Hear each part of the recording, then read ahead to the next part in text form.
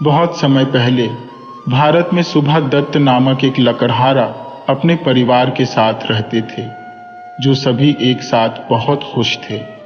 पिता हर दिन अपने घर के पास जंगल में लकड़ी की आपूर्ति प्राप्त करने के लिए जाता था, जिसे वह अपने पड़ोसियों को बेचता था, जिससे वह काफी कमाता था, और अपनी पत्नी और बच्चों को वह सब देता था जिसकी उन्हें जरूरत थी।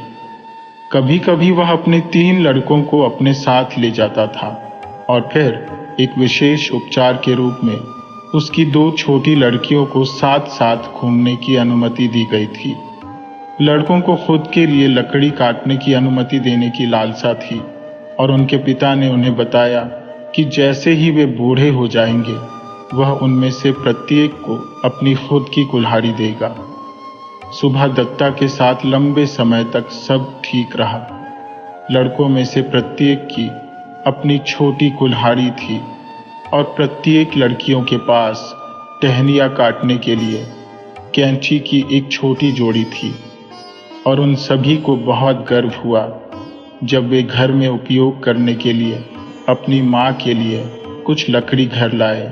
एक दिन हालांकि उनके पिता ने उन्हें बोला कि वे उसके साथ नहीं आ सकता है, क्योंकि वह जंगल में बहुत लंबा रास्ता तय करने के लिए जा रहा। वह यह देखने के लिए जा रहा था कि क्या वह नज़दीक के घर की तुलना में वहां बेहतर लकड़ी पा सकता है। व्यर्थ लड़कों ने उसे अपने साथ ले जाने के लिए जिद मचाई। नहीं, उन्होंने कहा, आप सभी रास्ते पर बहुत थक जाएंगे और अकेले वापस आने में खुद को खो देंगे। आपको अपनी माँ के कामों में और अपनी बहनों के साथ खेलने में मदद करनी चाहिए। उन्हें संतोष करना पड़ा। बेशक उन्हें उम्मीद थी कि उनके पिता जंगल की गहराई से वापस आएंगे, हालांकि उन्हें पता था कि वह देर से आएंगे। जब अंधेरा हुआ और उसके कोई संकेत नहीं थे, तब बार बार उनकी माँ उन्हें देखने के लिए दरवाजे पर जाती थी। हर पल उम्मीद करती थी कि उन्हें रास्ते से आते हुए देख पाए। बार बार उसने रात के पंछी की रोने को आवाज को गलत समझा। वह भारी मन से बिस्तर पर जाने के लिए मजबूर थी। वह सोच रही थी कि किसी जंगली जानवर ने उसे मार डाला होगा और वह उसे फिर कभी नहीं देख पाएगी। जब सुभा दत्त ने जंगल में गया तो उन्होंने उसी शाम वापस आने का पूरा इरादा किया, लेकिन जब वह एक पेड़ को काटने में व्यस्त था तो उसे अचानक महसूस हुआ कि वह अब अकेला नहीं है। उसने ऊपर देखा तो उसने 4 खूबसूरत युवा लड़कियों को अपनी पतली गर्मियों की पोशाक में परियों की तरह देखा। उनके लंबे बालों के साथ एक दूसरे का हाथ पकड़े हुए गोल गोल नाचते हुए देखा। सुभा दत्ता इस दृष्टि से इतनी चकित था कि उन्होंने अपनी कुल्हाड़ी फेंक दी और शोर ने नर्तकियों को चौंका दिया और उसे घूरने लगे थे। लकड़हारा एक शब्द नहीं कह सकता था, लेकिन बस उन पर हैरान और चकित हो गया, जब तक उनमें से एक ने उससे कहा, तुम कौन हो और तुम जंगल की गहराई में क्या कर रहे हो, जहां हमने पहले कभी किसी आदमी को नहीं देखा है। मैं एक गरीब लकड़हारा हूं, उसने उत्तर दिया। कुछ लकड़ी लेकर बेचने के लिए आया था, ताकि मेरी पत्नी और बच्चों को कुछ खाने के लिए और कुछ कपड़े पहनने को मिले। यह एक बहुत ही मूर्खतापूर्ण बात है, लड़कियों में से एक ने कहा। आप इस तरह से ज्यादा पैसा नहीं पा सकते हैं। यदि आप केवल हमारे साथ रुकेंगे तो हम आपकी पत्नी और बच्चों की देखभाल करेंगे, जो आपके लिए बहुत बेहतर होगा। सुभा दत्ता, हालांकि वह निश्चित रूप से अपनी पत्नी और बच्चों से प्यार करता था, सुंदर लड़कियों के साथ जंगल में रुकने के विचार से इतना लुभाया गया था कि थोड़ी देर झिझकने के बाद उसने कहा, हाँ, मैं तुम्हारे साथ रुकूंगा, अगर तुम मुझे पूरा यकीन देते हो कि मेरे प्रिय लोगों के साथ सब अच्छा होगा। आपको इस बारे में डरने की जरूरत नहीं है, लड़कियों ने कहा। हम परियां हैं, आप देख रहे हैं, और हम सभी प्रकार की अद्भुत चीजें कर सकते हैं। हम उन्हें उनकी इच्छा के अनुसार सब कुछ देंगे और वे इसे प्राप्त करेंगे। पहली बात यह है कि हम लोग आपको खाना देंगे और आपको इसके बदले में काम करना होगा। सुभा दत्ता ने जवाब दिया, मैं आपकी इच्छा के अनुसार कुछ भी करूंगा। ठीक है, समाज शोधन को दूर करना शुरू करें और फिर हम सभी एक साथ बैठकर भोजन करेंगे। सुभा दत्ता बहुत खुश था कि उन्हें जो करने के लिए कहा गया वह इतना आसान था। वह एक पेड़ से एक शाखा काटकर शुरू हुआ और इसके साथ वह भोजन कक्ष में जो कुछ था उसे देखने गया। फिर उसने रसोई में दाल चावल ढूंढे, लेकिन वह एक पेड़ की छांव में खड़े एक बड़े बड़े घड़े के अलावा कुछ भी नहीं देख पाया, जिसकी शाखाएं समाज शोधन की ओर थी। तो उन्होंने परियों में से एक से कहा, क्या तुम मुझे दिखाओगे कि भोजन कहाँ है और वास्तव में तुम लोग रसोई को कहाँ स्थापित करना चाहोगे? इन सवालों पर सभी परियां हंसने लगी और उनकी हंसी की आवाज कई घंटियों की थाप की तरह थी। बेचारा सुभा दत्त, जो बहुत थका हुआ और भूखा था, वह दुखी रहने लगा और वह सीधे घर जाने का कामना करने लगा। वह अपनी कुल्हाड़ी लेने के लिए झुका और उसके साथ बस पलटने ही वाला था जब परियों ने अपने पागल भंवर को रोका और उसे रोकने के लिए चिल्लाई। इसलिए उसने इंतजार किया और उनमें से एक ने कहा, हमें इसे प्राप्त करने और इसके बारे में परेशान होने की जरूरत नहीं है। आप उस बड़े घड़े को देख रही हैं। हम अपना सारा भोजन और बाकी सब कुछ जो हम चाहते हैं उससे प्राप्त करते हैं। हमें बस इच्छा होती है कि हम अपना हाथ अंदर डालें और हमें वह भोजन मिलेगा जो हम पहले करना चाहते हैं, और फिर हम आपको बताएंगे कि हम क्या चाहते हैं। जिसे सुनकर सुभा दत्ता को शायद ही अपने कानों पर यकीन हो। नीचे उसने अपनी कुल्हाड़ी फेंक दी और घड़े में हाथ डालने के लिए जल्दबाजी की। वह उस भोजन की इच्छा कर रहा था जो उसे पसंद थी। उन्हें करी चावल और दूध, दाल, फल और सब्जियां बहुत पसंद थी और बहुत जल्द ही उसके पास जमीन पर भोजन फैला हुआ था। अगले कुछ दिन एक सपने की तरह बीत गए और सबसे पहले सुभा दत्ता ने सोचा कि वह अपने जीवन में कभी इतनी खुश नहीं था। परियों ने अक्सर उसे अकेला छोड़कर एक साथ चले जाया करते थे और वे केवल उस वक्त आते जब उन्हें घड़े से कुछ चाहिए होता था। लकड़हारे को हर तरह की चीजें मिली जो वह खुद के लिए चाहता था, लेकिन वर्तमान में वह चाहता था कि उसकी पत्नी और बच्चे उसके साथ बढ़िया भोजन करें। वह उन्हें बहुत याद करने लगा और वह अपने काम से भी चूक गया। कभी कभी उसे लगता था कि जब परियां दूर होंगी तो वह जंगल से निकल जाएगा, लेकिन जब उसने घड़े को देखा तो वह उसे छोड़ने के बारे में नहीं सोच सका। जल्द ही सुबह दत्ता अपने बीवी और बच्चों के बारे में सोचने के बाद अच्छी तरह से सो नहीं पाता था।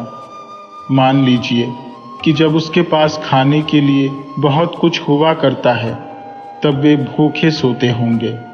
यह भी उसके दिमाग में आया कि वह परियों को चुरा सकता है और परियों को अपने साथ घर ले जा सकता है, लेकिन उसने ऐसा करने की पूरी हिम्मत नहीं की थी। यहाँ तक कि जब सुंदर लड़कियों की दृष्टि पड़ेगी और उन्हें जब यह महसूस होगा तो वे भयानक तरीके से दंडित करने में सक्षम होंगे।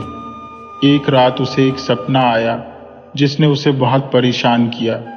उसने देखा कि उसकी पत्नी उस छोटे से घर में फूट फूट कर रो रही है। वह सबसे छोटे बच्चे को अपने हाथों से पकड़े हुए थी, जबकि अन्य 3 उसकी बगल में खड़े थे। वह एक बार फिर घर जाने के लिए निर्धारित किया, लेकिन थोड़ी दूर चलने पर उसने परियों को चांदनी में नाचते देखा और किसी तरह उसे फिर लगा कि वह उन्हें और घड़े को नहीं छोड़ सकता। अगले दिन हालांकि वह इतना दुखी था कि परियों ने इस पर ध्यान दिया और उनमें से एक ने उससे कहा, क्या मामला है? हम यहाँ दुखी लोगों को रखने की परवाह नहीं करते हैं। यदि आप जीवन का आनंद नहीं उठा सकते हैं तो तुम घर जाओ, बेहतर होगा। सुभा दत्ता बहुत भयभीत हो गया था, इसलिए उसने उन्हें अपने सपने के बारे में बताया और उसे डर था कि उसकी परिवार पैसे के लिए भूखे मर रहे थे। उनके बारे में चिंता मत करो, उत्तर था। हम आपकी पत्नी को बताएंगे कि आप क्यों दूर रहते हैं। जब वह सो रही होंगी तो हम उसके कान में फुसफुसाएंगे और वह आपकी खुशी के बारे में सोचकर बहुत खुश होगी। बाकी तुम अपनी परेशानियों को भूल जाओ। सुभा दत्ता परियों की सहानुभूति से बहुत खुश था। वह कुछ समय के लिए उनके साथ रुकने का फैसला किया। वह बेचैन महसूस कर रहा था, लेकिन पूरे समय सुखद रूप से बीता और घड़ा उसके लिए एक दैनिक खुशी थी। इस बीच उनकी गरीब पत्नी अपने प्यारे बच्चों को कैसे खाना खिलाती थी।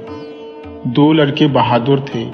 वह वास्तव में निराशा में थे जब उनके पिता वापस नहीं आए और उन्हें खोजने के उनके सभी प्रयास व्यर्थ हो गए। इन लड़कों ने अपनी मां की मदद करने का काम किया। वे पेड़ों को नहीं काट सकते थे, लेकिन वे उन पर चढ़ सकते थे और अपनी कुल्हाड़ियों से छोटी शाखाओं को काट सकते थे। और उन्होंने यही किया और उन्हें अपने पड़ोसियों को बेचा। इन पड़ोसियों को उनके द्वारा दिखाए गए साहस छू गया और न केवल उन्हें लकड़ी के लिए अच्छी तरह से भुगतान किया था, बल्कि अक्सर उन्हें दूध और चावल और अन्य छोटी चीजें से उन्हें मदद किया। समय के साथ वे वास्तव में सुभा दत्ता के बिना रहने के अभ्यस्त हो गए और छोटी लड़कियां लगभग उनके बारे में भूल गईं। जंगल की गहराई में सुभा दत्ता का 1 महीना परियों का इंतजार करते हुए शांति से बीता और हर दिन वह अधिक स्वार्थी होते हुए खुद का आनंद लेने पर आमादा हो गया। फिर उनका एक और सपना था, जिसमें उन्होंने अपनी पत्नी और बच्चों को पुराने घर में खूब खाना खाते हुए देखा और जाहिर तौर पर उनके बिना इतने खुश थे कि उन्हें देखना बहुत ही अच्छा लगा। जब वह उठा तो उसने परियों से कहा, मैं अब तुम्हारे साथ नहीं रुकूंगा। मेरे पास यहाँ अच्छा समय है, लेकिन मैं अपने लोगों से दूर इस जीवन से थक गया हूँ। परियों ने देखा कि वह इस समय परेशान सचमुच में था, इसलिए उन्होंने उसे जाने देने के लिए सहमति दी। लेकिन वे दयालु लोग थे और उन्हें लगा कि उन्हें उनके लिए किसी तरह से भुगतान करना चाहिए। उन्होंने एक साथ परामर्श किया और फिर उनमें से एक ने उनसे कहा कि वे जाने से पहले वह कुछ भी वे मांगता है वे उसे दे देंगे। लकड़हारे ने सुना कि वह कुछ भी मांग सकता है। उसने रोते हुए कहा, मेरे पास जादू का पिटारा होगा। आप बस कल्पना कर सकते हैं कि परियों को इससे क्या झटका लगा। आप निश्चित रूप से जानते हैं कि परियां हमेशा अपनी बात रखती है। यदि वे सुभा दत्ता को कुछ और चुनने के लिए राजी नहीं कर सकती, तो उन्हें अपना प्रिय, अपना कीमती घड़ा देना होगा और फिर उन्हें अपने लिए भोजन की तलाश करनी पड़ेगी। वे सभी पूरी कोशिश कर रहे थे कि वे लकड़हारे को कुछ और चुनने के लिए मना सके। वे उसे अपने गुप्त खजाना घर में ले गए, यहाँ तक कि वह प्रवेश द्वार जहाँ कभी किसी नश्वर को देखने की अनुमति नहीं थी। उन्होंने रास्ता शुरू होने से पहले सुभा दत्ता की आंखों पर पट्टी बांध दी ताकि वह कभी भी रास्ता न देख सके, और उनमें से एक ने उसे हाथ से नेतृत्व किया। उसे बताया कि पेड़ से नीचे जाने वाले कदम कहाँ से शुरू होते हैं। जब आखिर में उसकी आंखों से पट्टी खींची गई तो उसने अपने आप को एक बुलंद हॉल में पाया, जहां छत के रास्ते एक दरवाजा खुला था जिसके माध्यम से रोशनी आ रही थी। फर्श पर ढेर सोने और चांदी के पैसे के बहुत सारे पत्थर थे और दीवारों पर सुंदर वस्त्र लटके हुए थे। सुभा दत्ता देखकर काफी चकित था, लेकिन वह केवल एक अज्ञानी लकड़हारा था और उसे गहने और कपड़े के मूल्य का एहसास नहीं था। इसलिए जब परियों ने उससे कहा, तुम यहाँ कुछ भी चुनो और हमें अपना घड़ा रखने दो, उसने अपना सिर हिलाया और कहा, नहीं, नहीं नहीं, मेरे पास घड़ा होगा। एक के बाद एक परी ने माणिक और हीरे और अन्य कीमती पत्थरों को उठाया और उन्हें प्रकाश में रखा कि लकड़हारे देख सकें कि वे कितने प्यारे थे। नहीं, घड़ा घड़ा, उसने कहा, और आखिर में उन्हें इसे छोड़ना पड़ा। उन्होंने उसकी आंखों को फिर से बांधा और उसे वापस समाशोधन और घड़ी के पास ले गए। यहाँ तक कि जब वे सभी फिर से समाशोधन में थे तो परियों ने अपने घड़े को रखने की उम्मीद नहीं छोड़ी। इस बार उन्होंने अन्य कारण बताए कि क्यों घड़ा सुभा दत्ता के पास नहीं होना चाहिए। यह बहुत आसानी से टूट जाएगा और फिर यह आपके या किसी और के लिए अच्छा नहीं होगा। लेकिन अगर आप कुछ पैसे लेते हो तो आप अपनी पसंद से कुछ भी खरीद सकते हैं। यदि आप गहने लेते हैं तो आप उन्हें बेचकर बहुत सारे पैसे जमा कर सकते हैं। नहीं नहीं नहीं, लकड़हारा रोया। घड़ा घड़ा, मेरे पास घड़ा होगा, फिर घड़े को बहुत अच्छी तरह से ले लो, उन्होंने दुखी होकर जवाब दिया, और हमें अपना चेहरा फिर कभी नहीं दिखाना। इसलिए सुभा दत्ता ने बहुत सावधानी से घड़े को ले लिया, ऐसा ना हो कि वह उसे गिरा दे और घर जाने से पहले उसे तोड़ दे।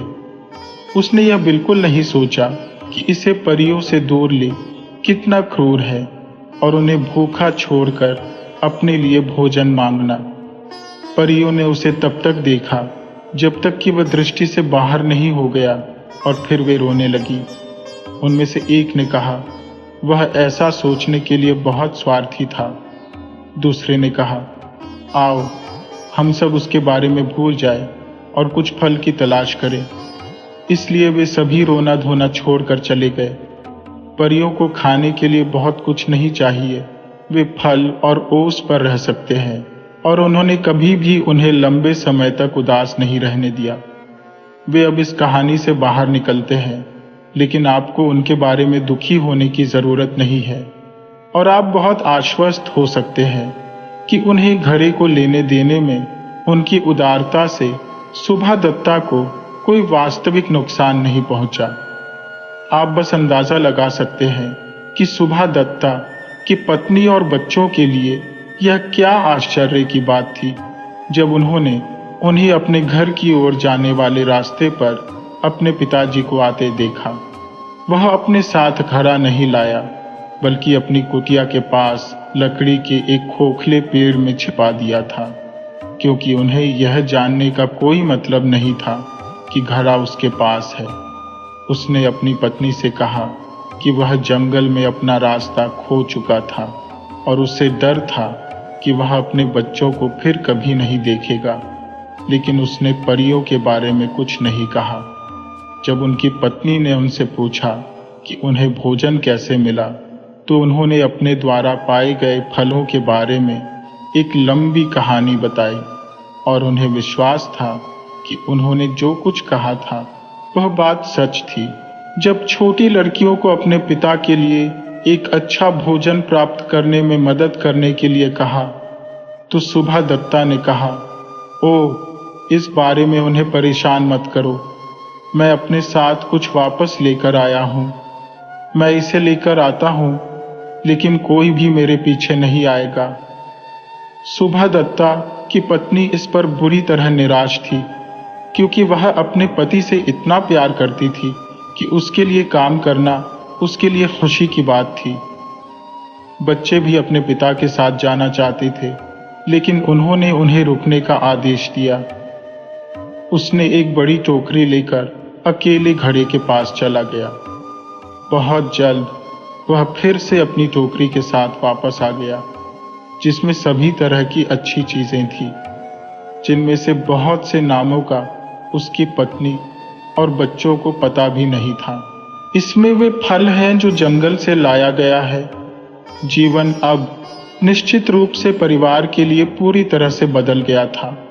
सुभा दत्ता अब बेचने के लिए लकड़ी काटने नहीं जाया करता था, और लड़कों ने भी ऐसा करना छोड़ दिया था।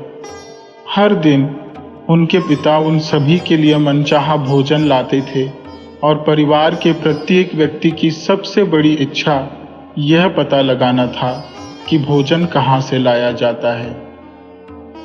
वे सुबह दत्ता का पीछा करने से डरते थे। जल्द ही घर की खुशियों को बिगाड़ने लगी। जिन बच्चों के पास अब एक दूसरे से झगड़ा करने के लिए कुछ नहीं था, उनकी मां दुखी हो गई और आखिर में सुबह दत्ता यह बताने का फैसला किया, क्योंकि जब तक वह उसे यह नहीं बताएगा कि खाना कहाँ से आया, उसकी पत्नी उससे दूर चली जाती और अपनी छोटी लड़कियों को अपने साथ ले जाती। लेकिन जल्द ही फिर से सब कुछ बदलने के लिए कुछ हुआ।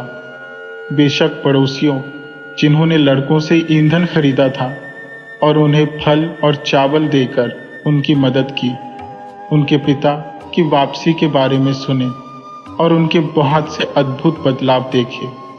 अब पूरे परिवार के पास हर दिन खाने के लिए बहुत कुछ था। हालांकि परिवार में से कोई भी नहीं जानता था कि यह सब कहाँ से आया है।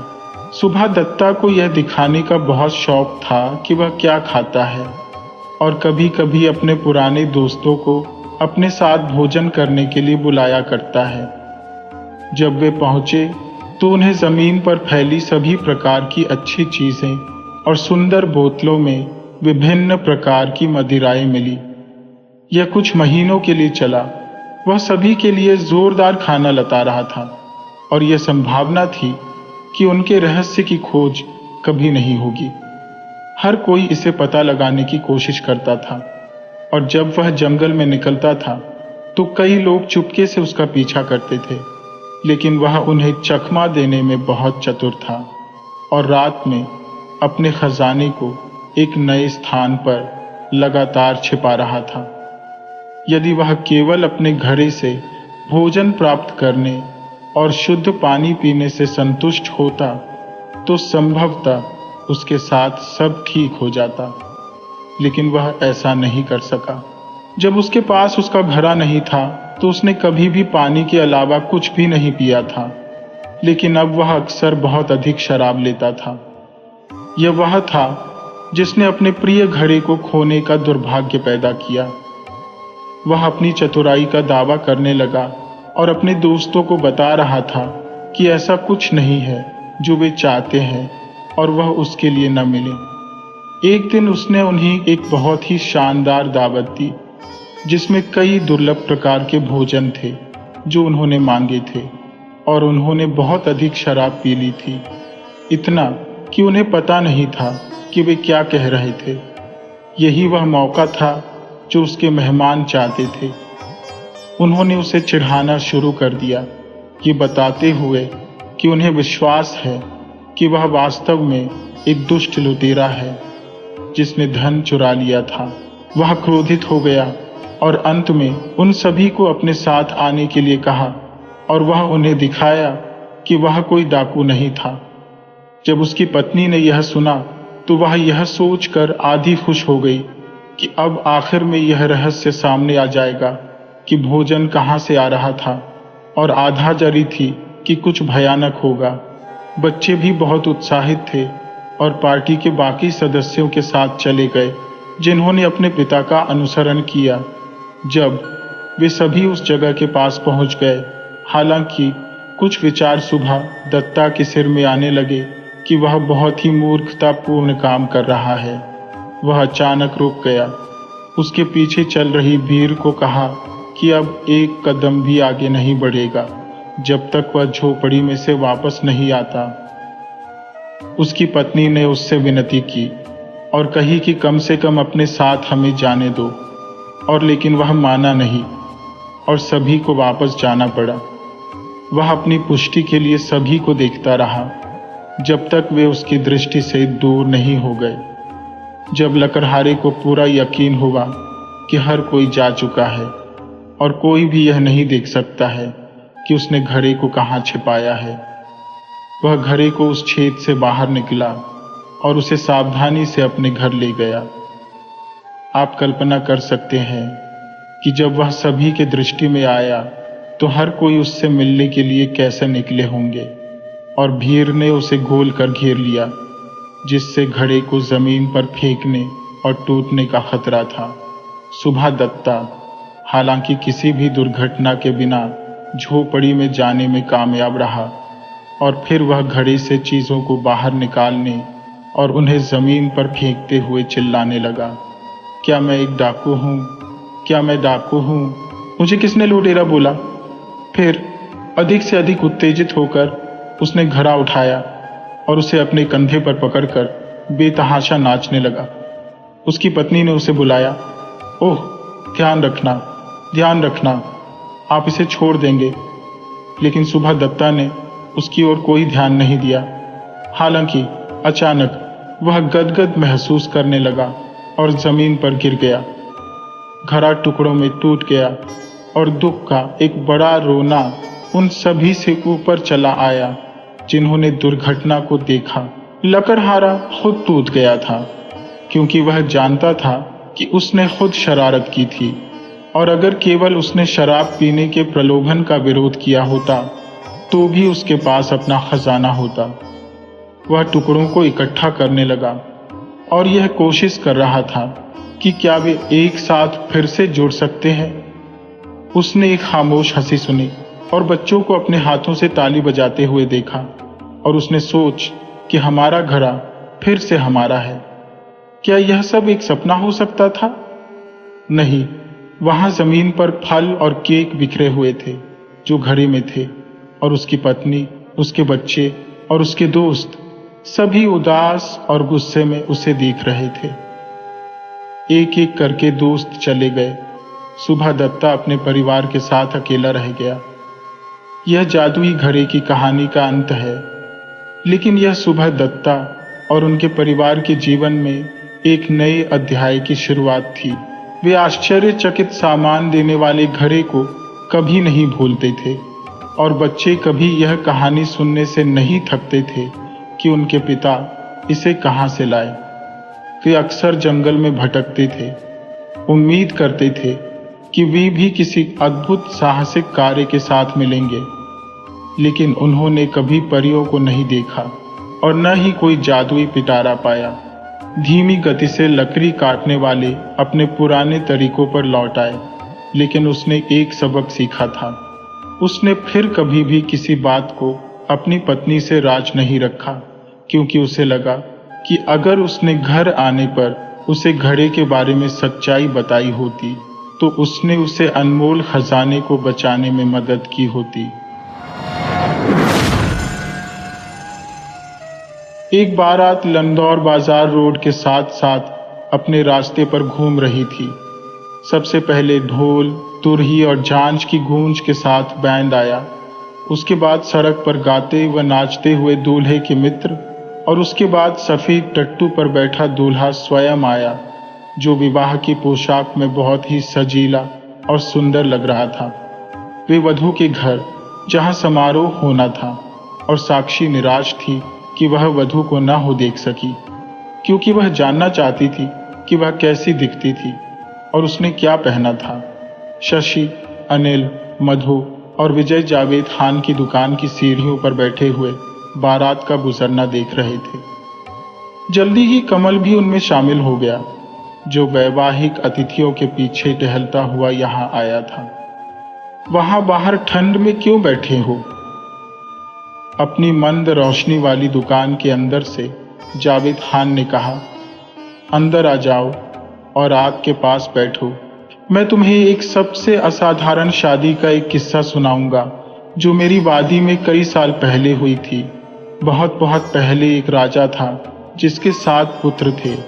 वे सबके सब बहादुर, सुंदर और चतुर थे। वृद्ध राजा सबको बराबर प्यार करता था और राजकुमार एक सी पोशाक पहनते थे तथा उन्हें समान भत्ते मिलते थे।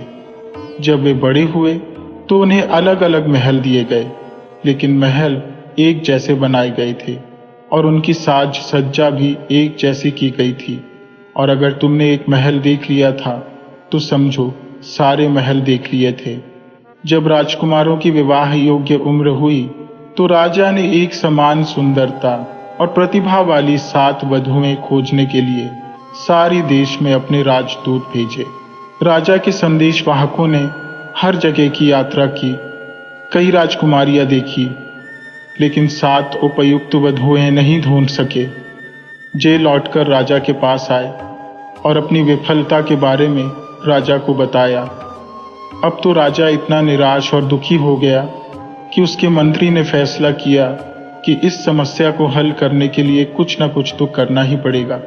उसने कहा, महाराज, इतने मायूस न हो, निश्चय ही आपके 7 पुत्रों जैसी मुकम्मल 7 वधुएं खोजना असंभव है। हमें किस्मत पर भरोसा करना चाहिए और फिर शायद हमें सही वधुएं मिल जाएंगी। मंत्री ने एक योजना के बारे में सोचा था और राजकुमारों को इसके लिए सहमत कर लिया था। उनको किले की सबसे ऊंची बुर्ज पर ले जाया गया, जहां से पूरे शहर के साथ ही आसपास का ग्रामीण क्षेत्र भी दिखाई देता था। राजकुमारों के सामने 7 धनुष और 7 तीर रखे गए थे और उनसे जिस दिशा में वे चाहें उस दिशा में तीर छोड़ने के लिए कहा गया। प्रत्येक राजकुमार ने उस लड़की से विवाह करने की सहमति दी थी जिसके घर पर उसका तीर जाकर गिरेगा, चाहे वह किसी राजकुमार की लड़की हो या किसी किसान की। राजकुमारों ने धनुष उठाए और अलग अलग दिशाओं में तीर छोड़े। सबसे छोटे राजकुमार को छोड़कर सभी राजकुमारों के तीर प्रसिद्ध और अत्यंत प्रतिष्ठित परिवारों के घरों पर जाकर गिरे थे, लेकिन सबसे छोटे राजकुमार द्वारा छोड़ा गया तीर शहर की सीमा से बाहर चला गया था और दृष्टि से ओझल हो गया था। नौकर तीर की तलाश में सभी दिशाओं में दौड़ पड़े और एक लंबी खोज के बाद उसे एक बहुत बड़े बरगद के पेड़ की शाखा में गड़ा हुआ पाया गया, जिसके ऊपर एक बंदरिया बैठी थी। एक बंदरिया, बच्चों ने आश्चर्य से कहा। क्या राजकुमार ने बंदरिया से शादी की? अनिल ने पूछा। जावेद खान ने जवाब नहीं दिया, लेकिन हुक्के का एक लंबा ताजगी देने वाला कश खींचा और अपने श्रोताओं के ध्यान केंद्रण के दबने का इंतजार करने लगा। जावेद खान ने किस्सा जारी रखते हुए कहा, राजा को बहुत पछतावा हुआ जब उसे पता चला कि उसके सबसे छोटे राजकुमार के तीर ने ऐसा दुर्भाग्यशाली निशाना लगाया है। राजा और उसके दरबारी एवं मंत्रियों ने एक त्वरित बैठक की और फैसला किया कि सबसे छोटे राजकुमार को तीर के साथ एक और अवसर दिया जाना चाहिए। लेकिन हर किसी को चकित करते हुए राजकुमार ने दूसरा अवसर लेने से इनकार कर दिया। मैं शिकायत नहीं करता, उसने कहा। मेरे भाइयों को अच्छी और सुंदर पत्नियां मिली हैं और यह उनका सौभाग्य है, लेकिन मुझे वह कसम तोड़ने को मत कहो जो मैंने तीर चलाने से पहले ली थी। मैं जानता हूं कि मैं बंदरिया से विवाह नहीं कर सकता, लेकिन चूंकि मैं नहीं कर सकता इसलिए मैं किसी से भी विवाह नहीं करूंगा।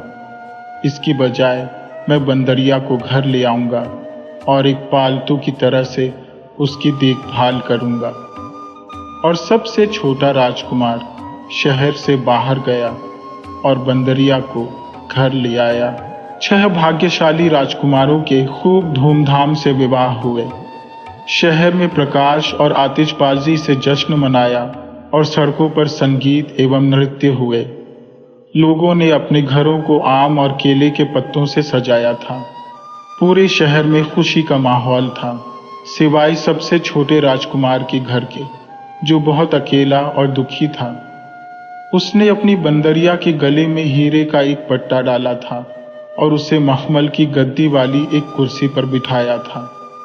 राजकुमार ने कहा, ए बंदरिया, आज इस खुशी के दिन तुम भी उतनी ही अकेली हो जितना मैं हूं, लेकिन मैं यहां तुम्हारे ठहराव को खुशियों से भर दूंगा। क्या तुम्हें भूख लगी है?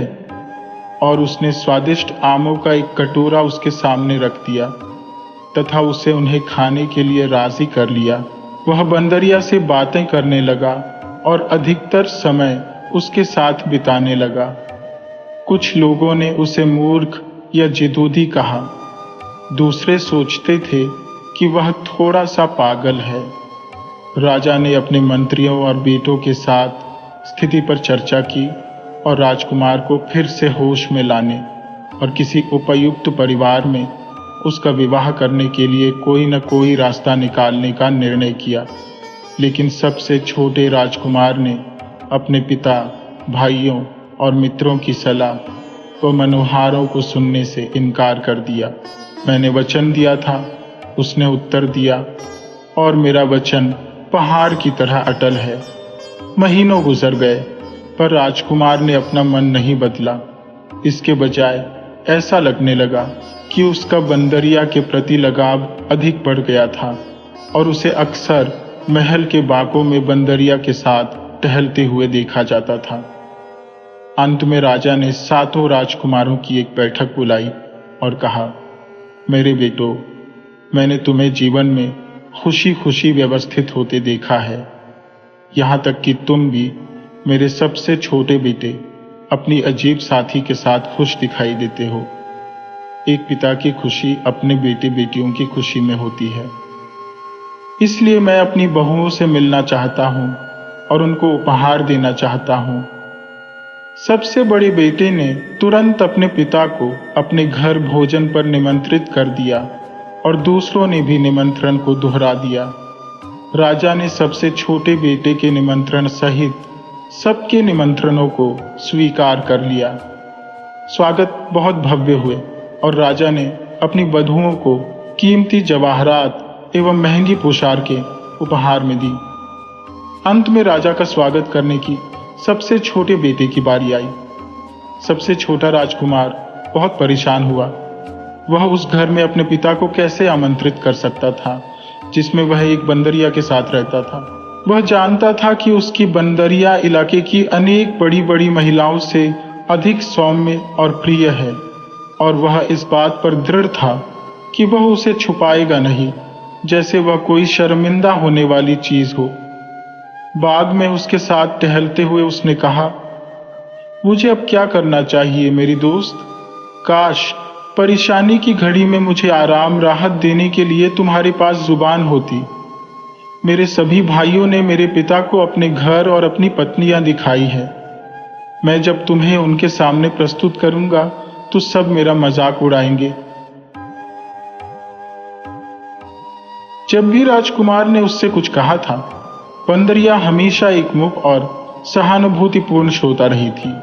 लेकिन अब उसने देखा कि वह अपने पंजों से उसके लिए कोई संकेत कर रही थी। उस पर झुकते हुए राजकुमार ने देखा कि उसके एक हाथ में मिट्टी के बर्तन का एक टुकड़ा था और वह उससे उसे लेने के लिए कह रही थी। राजकुमार ने उससे वह टूटा हुआ टुकड़ा ले लिया। उस पर सुंदर जनाना हस्तलेख में ये शब्द लिखे हुए थे, चिंता न करें राजकुमार, उस स्थान पर जाइए जहां आपने मुझे पाया था। मिट्टी के बर्तन के इस टुकड़े को बरगद के पेड़ के खोखले तने में फेंक देना और किसी जवाब की प्रतीक्षा करना। राजकुमार पहले तो झिझका, लेकिन बाद में सोचा कि अपनी बंदरिया की बात मानने से उसकी समस्या और ज्यादा तो बिगड़ने वाली नहीं है। इसलिए मिट्टी के बर्तन का टूटा हुआ टुकड़ा लेकर वह शहर के बाहर गया और उस बरगद के पेड़ के पास पहुंचा। वह एक बहुत पुराना, सैकड़ों साल पुराना बरगद का पेड़ था। उसकी शाखाएं और जड़ें एक विस्तृत गोल घेरे में फैली हुई थी और उसके पत्ते छोटे छोटे कुंजों का निर्माण कर रहे थे। उसका तना हालांकि अंदर से खोखला था, लेकिन बहुत बड़ा और मोटा था। उसके पास जाकर राजकुमार ने मिट्टी के बर्तन का वह टुकड़ा पेड़ के खोखले तने में फेंक दिया और यह देखने के लिए इंतजार करने लगा कि क्या होता है। उसे ज्यादा देर तक इंतजार नहीं करना पड़ा। कुछ ही पलों के बाद हरे रंग की पोशाक पहने एक सुंदर लड़की तने से निकलकर बाहर आई और राजकुमार से अपने पीछे आने के लिए कहा कि उसने राजकुमार को बताया कि उसकी राजकुमारी, परियों की रानी, उससे व्यक्तिगत रूप में मिलना चाहती थी। राजकुमार पेड़ पर चढ़ा और खोखले तने में प्रवेश कर गया और थोड़ी देर अंधेरे में टटोलकर चलने के बाद अचानक वह आंखें चौंधिया देने वाले आश्चर्यजनक बाग में पहुंचा। जिसके अंत में एक आकर्षक महल खड़ा हुआ था। ऊंचे ऊंचे सूरजमुखी के फूलों से बाग की सीमा बनी हुई थी। फूलों के बीच में एक मधुर सुगंध वाली जलधारा बह रही थी और जलधारा के तले में कंकरों की जगह माणिक, हीरे व नीलम थे। यहाँ तक कि इस दुनिया में फैला प्रकाश भी उसकी अपनी दुनिया से ज्यादा गर्म और मृदु था। उसे सोने की सीढ़ियों से चांदी के एक फव्वारे के पीछे और इंद्रधनुषी सीपियों से बने महल के द्वारों में से ले जाया गया। लेकिन जिस कमरे में उसे ले जाया गया था, उस कमरे का वैभव परियों की उस राजकुमारी के अतुल्य सौंदर्य के आगे फीका पड़ गया था जो उसके सामने खड़ी थी। हाँ राजकुमार, आपका संदेश मैं जानती हूँ, उसने कहा। चिंतित ना हो, लेकिन घर जाइए और कल शाम को अपने पिता महाराज तथा अन्य शाही मेहमानों के स्वागत की तैयारी करें। मेरे सेवक सब कुछ संभाल लेंगे। अगली सुबह जब राजकुमार अपने महल में जागा तो एक अद्भुत नजारा उसकी आंखों के सामने था। उसका महल जैसे एक नए जीवन से भर गया था। उसके बाग आम, पपीता, अनार और आड़ू के फलदार पेड़ों से भरे हुए थे। पेड़ों की छाया में स्टॉलें लगी थी जिन पर फल, मिठाइयाँ, इत्र और शरबत उपलब्ध थे। बच्चे लॉन में खेल रहे थे और पुरुष व स्त्रियां संगीत सुन रहे थे। राजकुमार ने जो देखा उससे वह हक्का बक्का रह गया था और तब तो वह और भी ज्यादा अचंभित हुआ जब उसने अपने महल में प्रवेश किया और वहां भरपूर शोर व गतिविधियां पाई। स्वादिष्ट भोजनों से मेजें लदी हुई थी। छतों से बड़े बड़े झाड़ फानूस लटक रहे थे। फूलों के बंधनवारों की सुगंध ने पूरे महल को महका रखा था। तभी एक सेवक दौड़ता हुआ आया और घोषणा की कि राजा अपने दरबारियों के साथ पधार रहे हैं। राजकुमार उनकी अगवानी के लिए लपका। वह उन्हें स्वागत कक्ष में लेकर आया जिसे सुंदर ढंग से सजाया गया था। वहां भोजन परोसा गया। उसके बाद हर किसी ने राजकुमार द्वारा चुनी गई साथी को देखने पर जोर दिया। हर किसी ने यह सोचा था कि इतने शानदार भोज के बाद बंदरिया को देखना एक मजेदार मनोरंजन होगा। राजकुमार उनके अनुरोध को टाल नहीं सका और उदास मन से बंदरिया की तलाश में अपने कमरे में गया। उसे उस उपहास से डर लग रहा था जिसका उसे सामना करना था। वह जानता था कि यह उसकी अपनी कसम को न तोड़ने की जिद का इलाज करने के प्रयासों का एक तरीका है। राजकुमार ने अपने कमरे का दरवाजा खोला और प्रकाश की चौंध से लगभग अंधा ही हो गया था। कमरे के बीचों बीच सिंहासन पर वही राजकुमारी बैठी थी जिससे वह बरगद के पेड़ के अंदर मिला था। हाँ, आइए राजकुमार, राजकुमारी ने कहा। क्योंकि मैंने आपको पिछली बार अपने महल में देखा था, तब से मैं आपके सिवाय कुछ भी नहीं सोच सकी हूँ। मैंने बंदरिया को दूर भेज दिया है और आपको अपने हाथ की पेशकश करने के लिए आई हूँ। तमनी। यह सुनकर कि उसकी पालतू बंदरिया चली गई है, उसके आंसू फूट पड़े और उसने गुस्से में कहा, ये तुमने क्या कर दिया है? तुम्हारी सुंदरता मेरी मित्र की क्षतिपूर्ति नहीं कर पाएगी। तब राजकुमारी ने मुस्कुराते हुए कहा, अगर मेरा सौंदर्य आपको प्रभावित नहीं करता है तो मेरे आभार के कारण मेरा हाथ थाम लीजिए। देखिए, मैंने आपके पिताजी और भाइयों के लिए इस दावत को तैयार करने में कितना परिश्रम किया है। मेरे पति बन जाइए। दुनिया की सारी दौलत और खुशियां आपके कदमों में होंगी। राजकुमार क्रोधित था। मैंने इस सब के लिए तुमसे कभी नहीं कहा था और न ही मैं यह जानता हूं कि मुझे मेरी बंदरिया से महरूम करने के पीछे क्या चाल है। उसे मेरे पास वापस लाओ, मैं तुम्हारा दास बन जाऊंगा। एक फिर राजकुमारी ने सिंहासन छोड़ दिया और राजकुमार का हाथ पकड़कर बड़े प्रेम और सम्मान के साथ उससे बोली, आप मुझ में अपनी मित्र और साथी को देखिए। मैंने आपके विश्वास और निष्ठा की परीक्षा लेने के लिए ही बंदरिया का रूप रखा था। देखिए, मेरी बंदरिया की खाल उस कोने में पड़ी है। राजकुमार ने देखा कि कमरे के एक कोने में बंदरिया की खाल पड़ी हुई थी। वह और राजकुमारी दोनों सिंहासन पर बैठे, और जब राजकुमारी ने कहा, उठो उठो उठो, तभी सिंहासन हवा में ऊपर उठा और तैरता हुआ उस हॉल में पहुंचा जहां अतिथि एकत्र हुए थे। राजकुमार ने राजकुमारी को अपने पिता के सामने प्रस्तुत किया। तुम राजा और अतिथियों के आश्चर्य का अनुमान लगा सकते हो, जो वहां मेजबान के रूप में एक बंदरिया को देखने के लिए आए थे। राजा ने अपनी नई पुत्र वधू को अनेक उपहार दिए और जल्दी ही पूरे इलाके में लोग राजकुमार और उसकी सुंदर रानी की प्रशंसा करने लगे। लेकिन ऐसे शानदार लोगों की खुशी का वर्णन करने वाला मैं कौन होता हूं?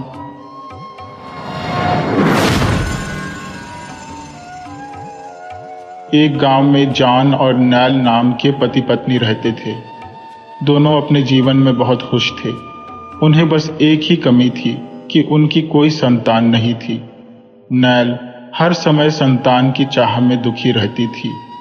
ऐसे में जॉन उसको दिलासा देता कि एक दिन भगवान उनकी ये कामना अवश्य पूरी करेगा।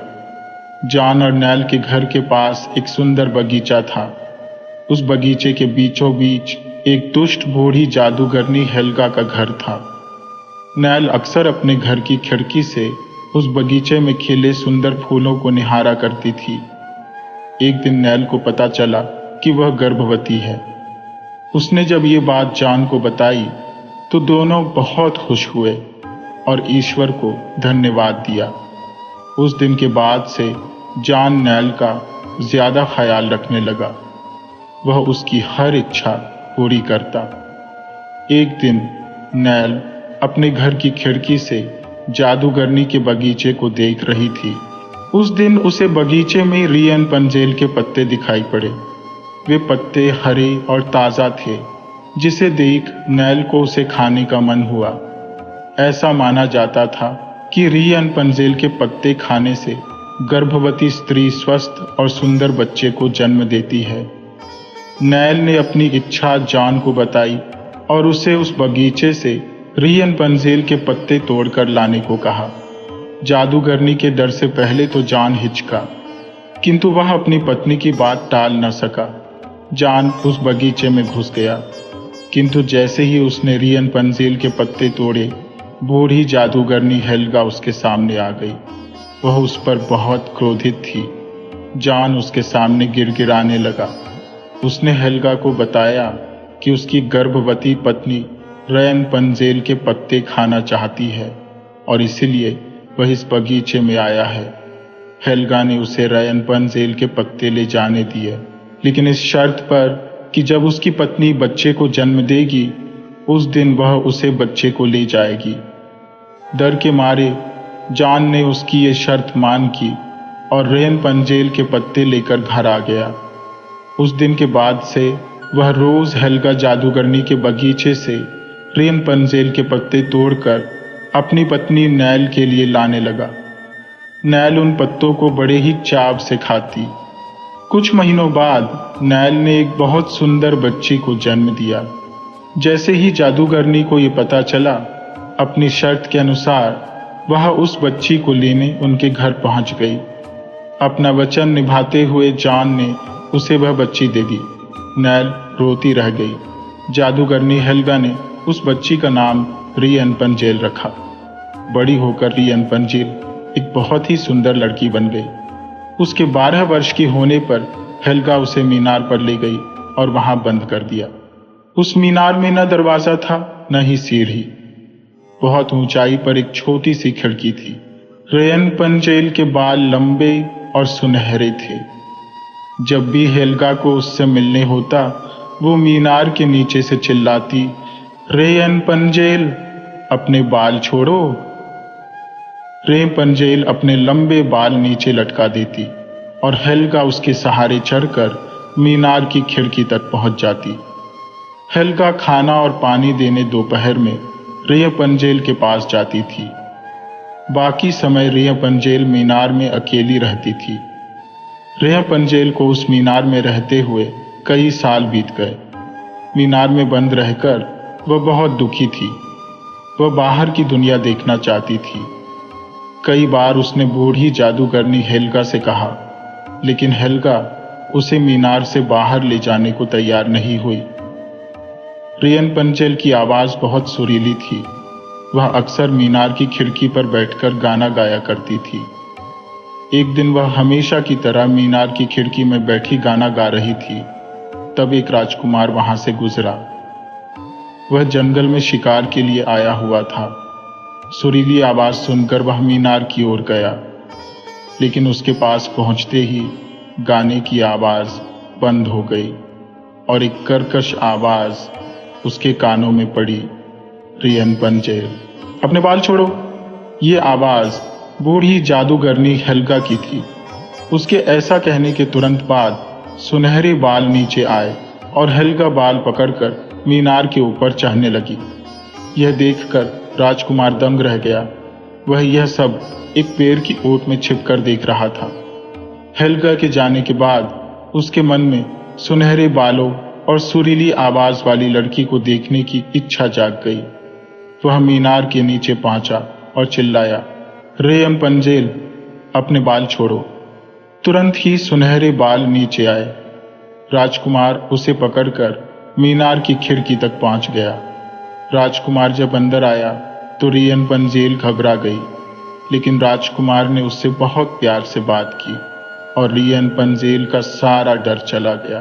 राजकुमार के कहने पर उसने उसे गाना सुनाया। उस दिन के बाद से राजकुमार रोज रियन पंचेल से मिलने आने लगा। राजकुमार को रियन पंचेल से प्यार हो गया था। एक दिन उसने रियन पंचेल के सामने विवाह का प्रस्ताव रखा, जिसे रियन पंचेल ने स्वीकार कर लिया। राजकुमार रियन पंचेल को अपने साथ ले जाना चाहता थे। उसने रियन पंचेल से मीनार से बाहर निकलने का रास्ता पूछा तो रियन पंचेल बोली, मुझे नहीं पता।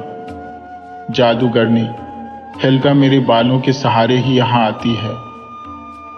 दोनों वहां से निकलने का उपाय सोचने लगे।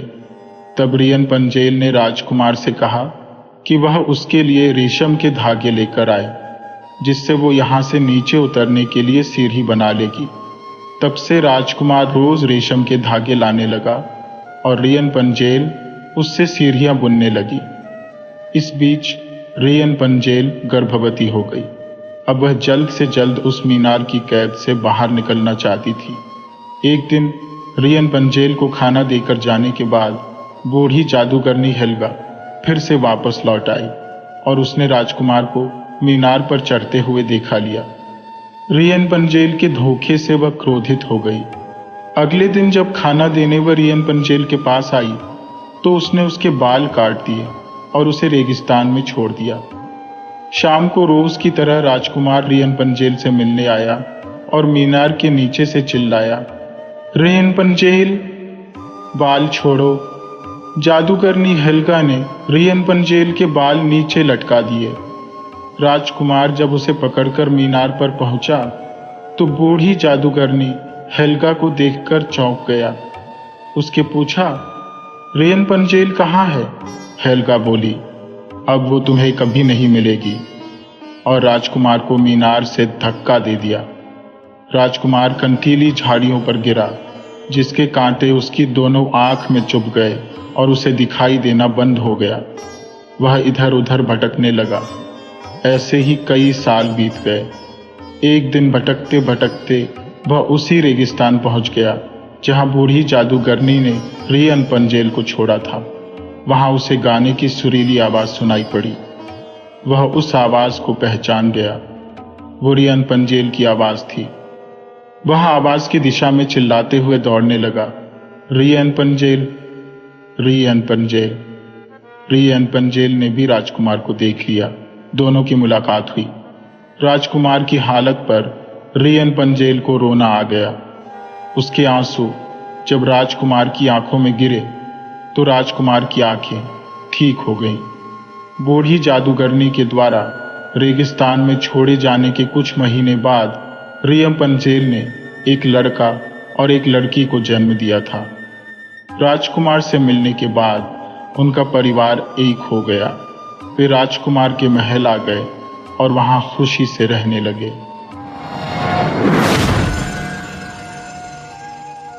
अब न वह यौवन है, न वह नशा, न वह उन्माद। वह महफिल उठ गई, वह दीपक बुझ गया जिससे महफिल की रौनक थी। वह प्रेम मूर्ति कब्र की गोद में सो रही है। हाँ, उसके प्रेम की छाप अब भी हृदय पर है और उसकी अमर स्मृति आंखों के सामने। वीरांगनाओं में ऐसी वफा, ऐसा प्रेम, ऐसा व्रत दुर्लभ है और रईसों में ऐसा विवाह, ऐसा समर्पण, ऐसी भक्ति और भी दुर्लभ। कुंवर रणवीर सिंह रोज बिला नागा संध्या समय जोहरा की कब्र के दर्शन करने जाते, उसे फूलों से सजाते, आंसुओं से सींचते।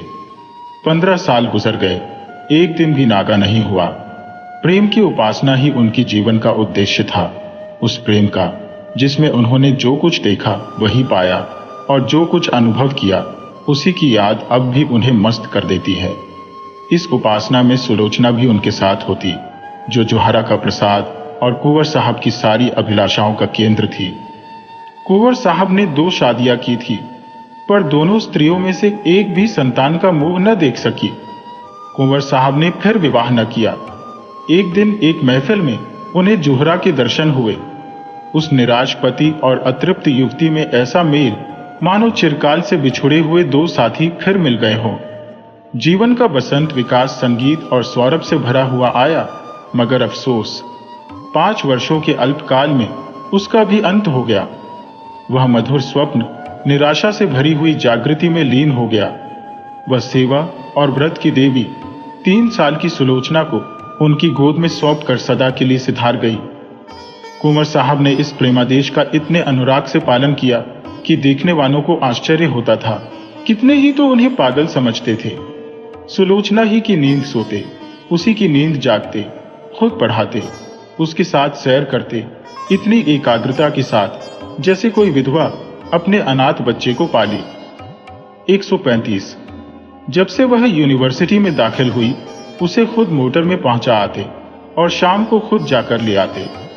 वह उसके माथे पर से वह कलंक धो डालना चाहते थे जो मानो विधाता ने क्रूर हाथों से लगा दिया था। धन तो उसे न धो सका, शायद विद्या धो डाले। एक दिन शाम को कुंवर साहब जोहरा के मजार को फूलों से सजा रहे थे और सुलोचना कुछ दूर पर खड़ी अपने कुत्ते को गेंद खिला रही थी कि सहसा उसने अपने कॉलेज के प्रोफेसर डॉक्टर रामेंद्र को आते देखा। सकुचाकर मुंह फेर लिया, मानो उन्हें देखा नहीं। शंका हुई, कहीं रामेंद्र इस मजार के विषय में कुछ पूछ न बैठे। यूनिवर्सिटी में दाखिल हुए उसे 1 साल हुआ। इस 1 साल में उसने प्रणय के विविधा रूपों को देख लिया था।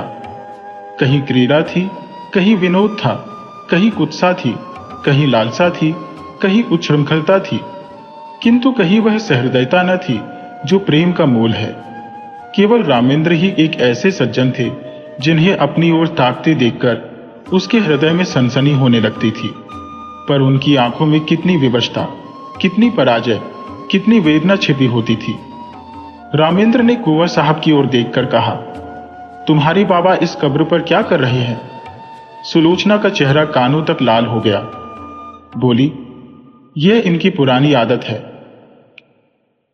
रामेंद्र, किसी महात्मा की समाधि है? सुलोचना ने इस सवाल को उड़ा देना चाहा। रामेंद्र यह तो जानते थे कि सुलोचना कुंवर साहब की दाश्ता औरत की लड़की है, पर उन्हें यह न मालूम था कि यह उसी की कब्र है और कुंवर साहब अतीत प्रेम के इतने उपासक हैं। मगर यह प्रश्न उन्होंने बहुत धीमे स्वर में न किया था। कुंवर साहब जूते पहन रहे थे। यह प्रश्न उनके कान में पड़ गया। जल्दी से जूता पहन लिया और समीप जाकर बोले, संसार की आंखों में तो वह महात्मा न थी, पर मेरी आंखों में थी और है। यह मेरे प्रेम की समाधि है। सुलोचना की इच्छा होती थी यहां से भाग जाऊं, लेकिन कुंवर साहब को जोहरा के यशोगान में आत्मिक आनंद मिलता था। रामेंद्र का विस्मय देखकर बोले, इसमें वह देवी सो रही है जिसने मेरे जीवन को स्वर्ग बना दिया था। यह सुलोचना उसी का प्रसाद है। रामेंद्र ने कब्र की तरफ देखकर आश्चर्य से कहा, अच्छा? कुंवर साहब ने मन में उस प्रेम का आनंद उठाते हुए कहा, वह जीवन ही और था प्रोफेसर साहब। ऐसी तपस्या मैंने और कहीं नहीं देखी। आपको फुर्सत हो तो मेरे साथ चलिए, आपको उन यौवन स्मृतियों। सुलोचना बोल उठी, वे सुनाने की चीज नहीं है दादा। कुंवर, मैं रामेंद्र बाबू को गैर नहीं समझता। रामेंद्र को प्रेम का यह अलौकिक रूप मनोविज्ञान का एक रत्न सा मालूम हुआ। वह कुंवर साहब के साथ ही उनके घर आए और कई घंटे तक उन हसरत में डूबी हुई प्रेम स्मृतियों को सुनते रहे, जो वरदान मांगने के लिए उन्हें साल भर से साहस न होता था, दुविधा में पड़कर रह जाते थे। वह आज उन्होंने मांग लिया। लेकिन विवाह के बाद रामेंद्र को नया अनुभव हुआ। महिलाओं का आना जाना प्राय बंद हो गया। इसके साथ ही मर्द दोस्तों की आमदरफ्त बढ़ गई। दिन भर उनका तांता लगा रहता था। सुलोचना उनके आदर सत्कार में लगी रहती। पहले 1-2 महीने तक तो रामेंद्र ने इधर ध्यान नहीं दिया, लेकिन जब कई महीने गुजर गए और स्त्रियों ने बहिष्कार का त्याग न किया, तो उन्होंने एक दिन सुलोचना से कहा, यह लोग आजकल अकेले ही आते हैं। सुलोचना ने धीरे से कहा, हां, देखती तो हो। रामेंद्र, इनकी औरतें तो तुमसे परहेज नहीं करती। सुलोचना, शायद करती हो। रामेंद्र, मगर वे लोग तो विचारों के बड़े स्वाधीन हैं। इनकी औरतें भी शिक्षित हैं। फिर यह क्या बात है? सुलोचना ने दबी जबान से कहा, मेरी समझ में कुछ नहीं आता। रामेंद्र ने कुछ देर असमंजस में पड़कर कहा, हम लोग किसी दूसरी जगह चले जाएं, तो क्या हर्ज? वहां तो कोई हमें न जानता होगा। सुलोचना ने अब की तीव्र स्वर में कहा, दूसरी जगह क्यों जाए? हमने किसी का कुछ बिगाड़ा नहीं है, किसी से कुछ मांगते नहीं। जिसे आना हो आए, न आना हो न आए। मुंह क्यों छिपाए? कभी कभी जब रामेंद्र की अनुपस्थिति में कोई महाशय आ जाते, तो सुलोचना को बड़ी कठिन परीक्षा का सामना करना पड़ता। अपनी चितवनों से, अपने कुत्सित संकेतों से, अपनी रहस्यपूर्ण बातों से, अपनी लंबी सांसों से उसे दिखाना चाहते थे कि हम भी तुम्हारी कृपा के भिखारी हैं। अगर रामेंद्र का तुम पर 16वां आना अधिकार है, तो थोड़ी सी दक्षिणा के अधिकारी हम भी हैं। सुलोचना उस वक्त जहर का घूंट पीकर रह जाती। अब तक रामेंद्र और सुलोचना दोनों क्लब जाया करते थे। वहां उदार सज्जनों का अच्छा जमघट रहता था। जब तक रामेंद्र को किसी की ओर संदेह न था, वह उसे आग्रह करके अपने साथ ले जाते थे। सुलोचना के पहुंचते ही यहां एक स्फूर्ति सी उत्पन्न हो जाती थी। जिस मेज पर सुलोचना बैठती, उसे लोग घेर लेते थे। कभी कभी सुलोचना गाती थी। उस वक्त सबके सब उन्मत्त हो जाते। क्लब में महिलाओं की संख्या अधिक न थी। मुश्किल से 5-6 लेडियां आती थी, मगर वे भी सुलोचना से दूर दूर रहती थी। बल्कि अपनी भाव भंगिमाओं और कटाक्षों से वे उसे जता देना चाहती थी कि तुम पुरुषों का दिल खुश करो, हम कुलवधुओं के पास तुम नहीं आ सकती। लेकिन जब रामेंद्र पर इस कटु सत्य का प्रकाश हुआ, तो उन्होंने क्लब जाना छोड़ दिया, मित्रों के यहाँ आना जाना भी कम कर दिया और अपने यहाँ आने वालों की भी उपेक्षा करने लगे। वह चाहते थे कि मेरे एकांतवास में कोई विघ्न न डाले। आखिर उन्होंने बाहर आना जाना छोड़ दिया। अपने चारों ओर छल कपट का जाल सा बिछा हुआ मालूम होता था। किसी पर विश्वास न कर सकते थे, किसी से सद्व्यवहार की आशा नहीं। सोचते, ऐसे धूर्त कपटी दोस्ती की आड़ में गला काटने वाले आदमियों से मिले ही क्यों? वे स्वभाव से मिलनसार आदमी थे, पक्के यारबाश। यह एकांतवास, जहां न कोई सैर थी, न विनोद, न कोई चहल पहल, उनके लिए कठिन कारावास से कम न था। यद्यपि कर्म और वचन से सुलोचना की दिलजोई करते रहते थे, लेकिन सुलोचना की सूक्ष्म और सशंक आंखों से अब यह बात छिपी न थी कि यह अवस्था इनके लिए दिन दिन असह्य होती जाती थी। वह दिल में सोचती, इनकी यह दशा मेरे ही कारण तो है, मैं ही तो इनके जीवन का कांटा हो गई। एक दिन उसने रामेंद्र से कहा, आजकल क्लब क्यों नहीं चलते? कई सप्ताह हुए घर से निकलते तक नहीं। धीरे धीरे रामेंद्र पर एक और रहस्य खुलने लगा, जो महिलाओं के व्यवहार से कहीं अधिक घृणास्पद और अपमानजनक था। रामेंद्र को अब मालूम होने लगा कि ये महाशय जो आते हैं और घंटों बैठे सामाजिक और राजनीतिक प्रश्नों पर बहसें किया करते हैं, वास्तव में विचार विनिमय के लिए नहीं, बल्कि रूप की उपासना के लिए आते हैं। उनकी आंखें सुलोचना को खोजती रहती है, उनके कान उसी की बातों की ओर लगे रहते हैं। उसकी रूप माधुरी का आनंद उठाना ही उनका अभीष्ट है। यहां उन्हें वह संकोच नहीं होता जो किसी भले आदमी की बहू बेटी की ओर आंखें नहीं उठने देता। शायद वे सोचते हैं यहां उन्हें कोई रोक टोक नहीं है। रामेंद्र ने बेदिली से कहा, मेरा जी कहीं जाने को नहीं चाहता, अपना घर सबसे अच्छा है। सुलोचना, जी तो उगता ही होगा, मेरे कारण यह तपस्या क्यों करते हो? मैं तो न जाऊंगी। उन स्त्रियों से मुझे घृणा होती है, उनमें एक भी ऐसी नहीं जिसके दामन पर काले दाग न हो, लेकिन सब सीता बनी फिरती है। मुझे तो उनकी सूरत से चिढ़ हो गई है। मगर तुम क्यों नहीं जाते? कुछ दिल ही बहल जाएगा। रामेंद्र, दिल नहीं पत्थर बहलेगा। जब अंदर आग लगी हुई हो तो बाहर शांति कहां? सुलोचना चौंक पड़ी। आज पहली बार उसने रामेंद्र के मुंह से ऐसी बात सुनी। वह अपने ही को बहिष्कृत समझती थी। अपना अनादर जो कुछ था उसका था। रामेंद्र के लिए तो अब भी सब दरवाजे खुले हुए थे। वह जहां चाहे जा सकते हैं, जिनसे चाहे मिल सकते हैं। उनके लिए कौन सी रुकावट है? लेकिन नहीं, अगर उन्होंने किसी कुलीन स्त्री से विवाह किया होता तो उनकी यह दशा क्यों होती? प्रतिष्ठित घरानों की औरतें आती, आपस में मैत्री बढ़ती, जीवन सुख से कटता, रेशम का पैबंद लग जाता। अब तो उसमें टाट का पैबंद लग गया। मैंने आकर सारे तालाब को गंदा कर दिया। उसके मुख पर उदासी छा गई। रामेंद्र को भी तुरंत मालूम हो गया कि उनकी जबान से एक ऐसी बात निकल गई जिसके दो अर्थ हो सकते हैं। उन्होंने फौरन बात बनाई, क्या तुम समझती हो कि हम और तुम अलग अलग हैं? हमारा और तुम्हारा जीवन एक है। जहां तुम्हारा आदर नहीं, वहां मैं कैसे जा सकता हूं? फिर मुझे भी समाज के इन रंगे सियारों से घृणा हो रही है। मैं इन सबों के कच्चे चिट्ठे जानता हूं। पद या उपाधि या धन से किसी की आत्मा शुद्ध नहीं हो जाती। जो ये लोग करते हैं, वह अगर कोई नीचे दर्जे का आदमी करता, उसे कहीं मुंह दिखाने की हिम्मत ना होती। मगर यह लोग अपनी सारी बुराइयां उदारतावाद के पर्दे में छिपाते हैं। इन लोगों से दूर रहना ही अच्छा। सुलोचना का चित्त शांत हो गया। दूसरे साल सुलोचना की गोद में एक चाँद सी बालिका का उदय हुआ। उसका नाम रखा गया शोभा। कुंवर साहब का स्वास्थ्य इन दिनों कुछ अच्छा न था। मंसूरी गए थे। यह खबर पाते ही रामेंद्र को तार दिया कि जच्चा और बच्चा को लेकर यहां आ जाओ। लेकिन रामेंद्र इस अवसर पर न जाना चाहते थे। अपने मित्रों की सज्जनता और उदारता की अंतिम परीक्षा लेने का इससे अच्छा और कौन सा अवसर हो सकता था। सलाह हुई एक शानदार दावत दी जाए। प्रोग्राम में संगीत भी शामिल था। कई अच्छे अच्छे गवैये बुलाए गए। अंग्रेजी, हिंदुस्तानी, मुसलमानी सभी प्रकार के भोजनों का प्रबंध किया गया। कुंवर साहब गिरते पड़ते मंसूरी से आए। उसी दिन दावत थी। नियत समय पर निमंत्रित लोग एक एक करके आने लगे। कुंवर साहब स्वयं उनका स्वागत कर रहे थे। खां साहब आए, मिर्जा साहब आए, मीर साहब आए, मगर पंडित जी और बाबूजी और लाला साहब और चौधरी साहब और कक्कड़, मेहरा और चोपड़ा, कौल और हुक्कू, श्रीवास्तव और खरे किसी का पता न था।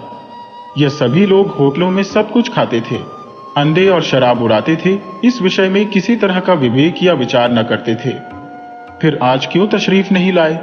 इसलिए नहीं कि छूत छात का विचार था, बल्कि इसलिए कि वह अपनी उपस्थिति को इस विवाह के समर्थन की सनद समझते थे और वह सनद देने की उनकी इच्छा न थी। 10 बजे रात तक कुंवर साहब फाटक पर खड़े रहे। जब उस वक्त तक कोई न आया तो कुंवर साहब ने आकर रामेंद्र से कहा, अब लोगों का इंतजार फजूल है। मुसलमानों को खिला दो और बाकी सामान गरीबों को दिला दो। रामेंद्र एक कुर्सी पर हतबुद्धि से बैठे हुए थे। कुंठित स्वर में बोले, जी हाँ, यही तो मैं सोच रहा हूं। कुंवर, मैंने तो पहले ही समझ लिया था। हमारी तौहीन नहीं हुई, खुद उन लोगों की कलई खुल गई। रामेंद्र, खैर परीक्षा तो हो गई। कहिए तो, अभी जाकर एक एक की खबर लूं। कुंवर साहब ने विस्मित होकर कहा, क्या उनके घर जाकर? रामेंद्र, जी हां। पूछो कि आप लोग जो समाज सुधार का राग अलापते फिरते हैं, वह किस बल पर? कुंवर, व्यर्थ है। जाकर आराम से लेटो। नेक और बद की सबसे बड़ी पहचान अपना दिल है। अगर हमारा दिल गवाही दे कि यह काम बुरा नहीं, तो फिर सारी दुनिया मुंह फेर ले। हमें किसी की परवाह न करनी चाहिए। रामेंद्र, लेकिन मैं इन लोगों को यूं न छोड़ूंगा। एक एक की बखिया उधोड़ कर न रख दूं तो नाम नहीं। यह कहकर उन्होंने पत्तल और स्कोरे उठवा उठवा कर कंगालों को देना शुरू किया। रामेंद्र सैर करके लौटे ही थे कि वेश्याओं का एक दल सुलोचना को बधाई देने के लिए आ पहुंचा। जोहरा की एक सगी भतीजी थी, गुलनार। सुलोचना के यहाँ पहले बराबर आती जाती थी, इधर 2 साल से ना आई थी। ये उसी का बधावा था। दरवाजे पर अच्छी खासी भीड़ हो गई थी। रामेंद्र ने यह शोरगुल सुना। गुलनार ने आगे बढ़कर उन्हें सलाम किया और बोली, बाबूजी, बेटी मुबारक, बदावा लाई हो। रामेंद्र पर मानो लकवा सा गिर गया। सिर झुक गया और चेहरे पर कालिमा सी पुत गई। न मुंह से बोले, न किसी को बैठने का इशारा किया, न वहां से हिले। बस मूर्तिवत खड़े रह गए। एक बाजारी औरत से नाता पैदा करने का ख्याल इतना लज्जास्पद था, इतना जघन्य कि उसके सामने सज्जनता भी मौन रह गई। इतना शिष्टाचार भी न कर सके कि सबों को कमरे में ले जाकर बिठा तो देते। आज पहली ही बार उन्हें अपने अधपतन का अनुभव हुआ। मित्रों की कुटिलता और महिलाओं की उपेक्षा को वह उनका अन्याय समझते थे, अपना अपमान नहीं। लेकिन यह बधावा उनकी अबाध उदारता के लिए भी भारी था। सुलोचना का जिस वातावरण में पालन पोषण हुआ था, वह एक प्रतिष्ठित हिंदू कुल का वातावरण था। यह सच है कि अब भी सुलोचना नित्य जोहरा के मजार की परिक्रमा करने जाती थी, मगर जोहरा अब एक पवित्र स्मृति थी, दुनिया की मलिनताओं और कलुषताओं से रहित। गुलनार से नातेदारी और परस्पर का निबाहत दूसरी बात थी। जो लोग तस्वीरों के सामने सिर झुकाते हैं, उन पर फूल चढ़ाते हैं, वे भी तो मूर्ति पूजा की निंदा करते हैं। एक स्पष्ट है, दूसरा सांकेतिक। एक प्रत्यक्ष है, दूसरा आंखों से छिपा हुआ। सुलोचना अपने कमरे में चिक की आड़ में खड़ी रामेंद्र का असमंजस और क्षोभ देख रही थी। जिस समाज को उसने अपना उपास्य बनाना चाहा था, जिसके द्वार पर सिजदे करते उसे बरसों हो गए थे, उसकी तरफ से निराश होकर उसका हृदय इस समय उससे विद्रोह करने पर तुला हुआ था। उसके जी में आता था, गुलनार को बुलाकर गले लगा लूं। जो लोग मेरी बात भी नहीं पूछते, उनकी खुशामद क्यों करूं? ये बेचारियां इतनी दूर से आई है, मुझे अपना ही समझ कर दो। उनके दिल में प्रेम तो है, ये मेरे दुख सुख में शरीक होने को तैयार तो हैं। आखिर रामेंद्र ने सिर उठाया और शुष्क मुस्कान के साथ गुलनार से बोले, आइए, आप लोग अंदर चली आइए। यह कहकर वह आगे आगे रास्ता दिखाते हुए दीवान खाने की ओर चले कि सहसा मेहरी निकली और गुलनार के हाथ में एक पुर्जा देकर चली गई। गुलनार ने वह पुर्जा लेकर देखा और उसे रामेंद्र के हाथ में देकर वहीं खड़ी हो गई। रामेंद्र ने पुर्जा देखा, लिखा था, बहन गुलनार, तुम यहां नाहक आई। हम लोग यूं ही बदनाम हो रहे हैं। अब और बदनाम मत करो, बधावा वापस ले जाओ। कभी मिलने का जी चाहे रात को आना और अकेली। मेरा जी तुमसे गले लिपट कर रोने के लिए तड़प रहा है, मगर मजबूर हो। रामेंद्र ने पुर्जा फाड़कर फेंक दिया और उद्दंड होकर बोले, इन्हें लिखने दो, मैं किसी से नहीं डरता। अंदर आओ। गुलनार ने एक कदम पीछे फिरकर कहा, नहीं बाबूजी, अब हमें आज्ञा दीजिए। रामेंद्र, 1 मिनट तो बैठो। गुलनार, जी नहीं, 1 सेकंड भी नहीं। गुलनार के चले जाने के बाद रामेंद्र अपने कमरे में जा बैठे। जैसी पराजय उन्हें आज हुई, वैसी पहले कभी नहीं हुई। वह आत्माभिमान, वह सच्चा क्रोध जो अन्याय के ज्ञान से पैदा होता है, लुप्त हो गया था। उसकी जगह लज्जा थी और ग्लानि। इसे बधावे की क्यों सूझ गई? यो तो कभी आती जाती न थी, आज न जाने कहां से फट पड़ी। कुंवर साहब होंगे इतने उदार, उन्होंने जोहरा के नातेदारों से भाईचारे का निबाह किया होगा। मैं इतना उदार नहीं हूं। कहीं सुलोचना छिपकर इसके पास आती जाती तो नहीं? लिखा भी तो है कि मिलने का जी चाहे तो रात को आना और अकेली क्यों ना हो। खून तो वही है, मनोवृत्ति वही, विचार वही, आदर्श वही। माना, कुंवर साहब के घर में पालन पोषण हुआ, मगर रक्त का प्रभाव इतनी जल्दी नहीं मिट सकता। अच्छा, दोनों बहनें मिलती होंगी तो उनमें क्या बातें होती होंगी? इतिहास या नीति की चर्चा तो हो नहीं सकती, वही निर्लज्जता की बातें होती होंगी। गुलनार अपना वृत्तांत कहती होगी, उस बाजार के खरीदारों और दुकानदारों के गुरदोषों पर बहस होती होगी। यह तो हो ही नहीं सकता कि गुलनार इसके पास आते ही अपने को भूल जाए और कोई भद्दी, अनर्गल और कलुषित बातें न करे। एक क्षण में उनके विचारों ने पलटा खाया, मगर आदमी बिना किसी से मिले जुले रह भी तो नहीं सकता। यह भी तो एक तरह की भूख है। भूख में अगर शुद्ध भोजन न मिले तो आदमी झूठा खाने से भी परहेज नहीं करता।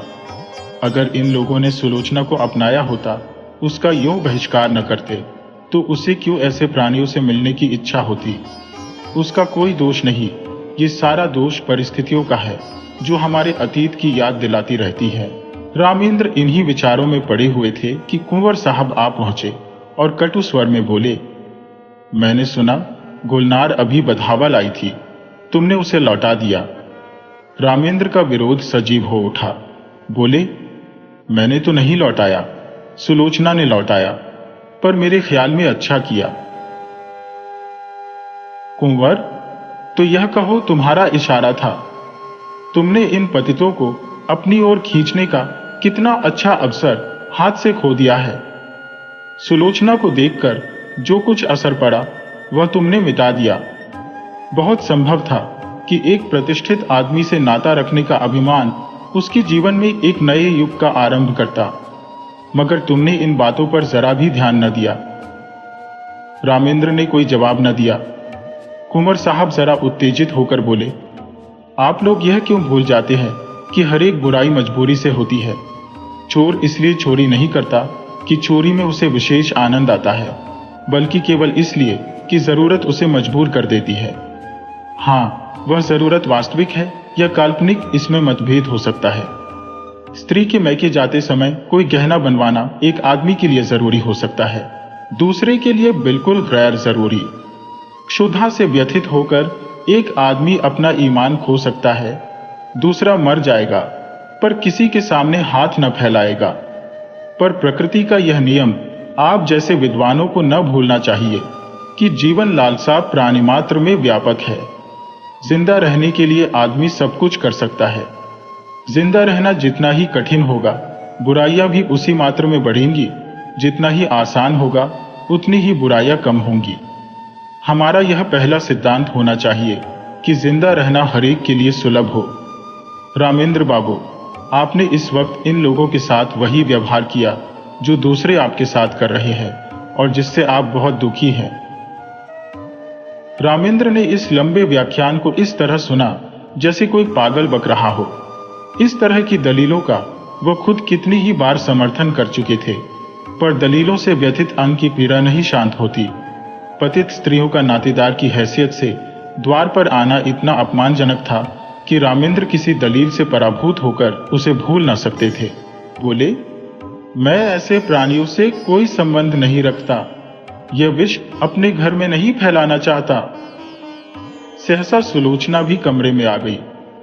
प्रसव काल का असर अभी बाकी था, पर उत्तेजना ने चेहरे को आरक्त कर रखा था। रामेंद्र सुलोचना को देखकर तेज हो गए। वह उसे जता देना चाहते थे कि इस विषय में मैं एक रेखा तक जा सकता हूं, उसके आगे किसी तरह नहीं जा सकता। बोले, मैं यह कभी पसंद न करूंगा कि कोई बाजारी औरत किसी भेष में मेरे घर आए। रात को अकेले या सूरत बदलकर आने से इस बुराई का असर नहीं मिट सकता।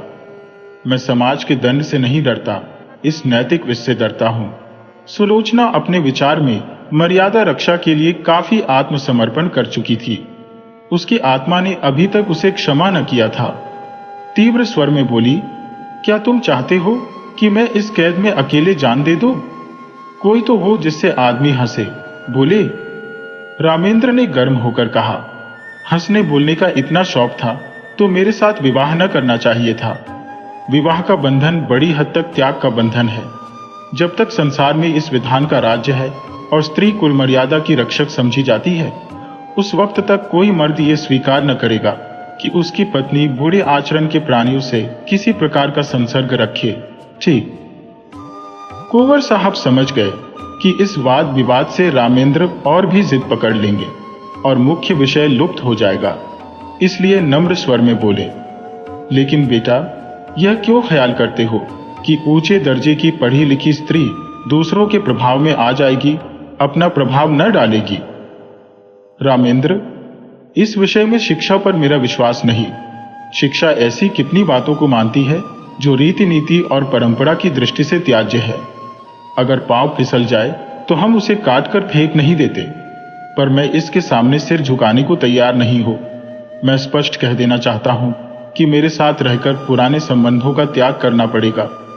इतना ही नहीं, मन को ऐसा बना लेना पड़ेगा कि ऐसे लोगों से उसे खुद घृणा हो।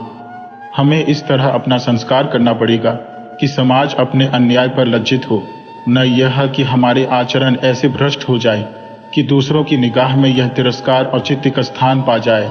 सुलोचना ने उद्यत होकर कहा, स्त्री इसके लिए मजबूर नहीं है कि वह आपकी आंखों से देखे और आपके कानों से सुने। उसे यह निश्चय करने का अधिकार है कि कौन सी चीज उसके हित की है, कौन सी नहीं। कुंवर साहब भयभीत होकर बोले, सिल्लो, तुम भूली जाती हो कि बातचीत में हमेशा मुलायम शब्दों का व्यवहार करना चाहिए। हम झगड़ा नहीं कर रहे हैं, केवल एक प्रश्न पर अपने अपने विचार प्रकट कर रहे हैं। सुलोचना ने निर्भीकता से कहा, जी नहीं, मेरे लिए बेड़ियां तैयार की जा रही है। मैं इन बेड़ियों को नहीं पहन सकती। मैं अपनी आत्मा को उतना ही स्वाधीन समझती हूं जितना कोई मर्द समझता है। रामेंद्र ने अपनी कठोरता पर कुछ लज्जित होकर कहा, मैंने तुम्हारी आत्मा की स्वाधीनता को छीनने की कभी इच्छा नहीं की, और न मैं इतना विचारहीन हूं। शायद तुम भी इसका समर्थन करोगी, लेकिन क्या तुम्हें विपरीत मार्ग पर चलते देखो तो मैं तुम्हें समझा भी नहीं सकता। सुलोचना, उसी तरह जैसे मैं तुम्हें समझा सकती हूं, तुम मुझे मजबूर नहीं कर सकते। रामेंद्र, मैं इसे नहीं मान सकता। सुलोचना, अगर मैं अपने किसी नातेदार से मिलने जाऊं तो आपकी इज्जत में बट्टा लगता है। क्या इसी तरह आप यह स्वीकार करेंगे कि आपका व्यभिचारियों से मिलना जुलना मेरी इज्जत में दाग लगाता है? रामेंद्र, हां, मैं मानता हूं। सुलोचना, आपका कोई व्यभिचारी भाई आ जाए तो आप उसे दरवाजे से भगा देंगे? रामेंद्र, तुम मुझे इसके लिए मजबूर नहीं कर सकती। सुलोचना, और आप मुझे मजबूर कर सकते हैं? बेशक। क्यों? इसीलिए कि मैं पुरुष हूं, इस छोटे से परिवार का मुख्य अंग हूं, इसीलिए कि तुम्हारे ही कारण मुझे। रामेंद्र कहते कहते रुक गए, पर सुलोचना उनके मुंह से निकलने वाले शब्दों को ताड़ गई। उसका चेहरा तमतमा उठा, मानो छाती में बरछी सी लग गई। मन में ऐसा उद्वेग उठा कि किसी क्षण घर छोड़कर सारी दुनिया से नाता तोड़कर चली जाऊं और फिर इन्हें कभी मुंह न दिखाऊं। अगर इसी का नाम विवाह है कि किसी की मर्जी की गुलाम होकर रहो,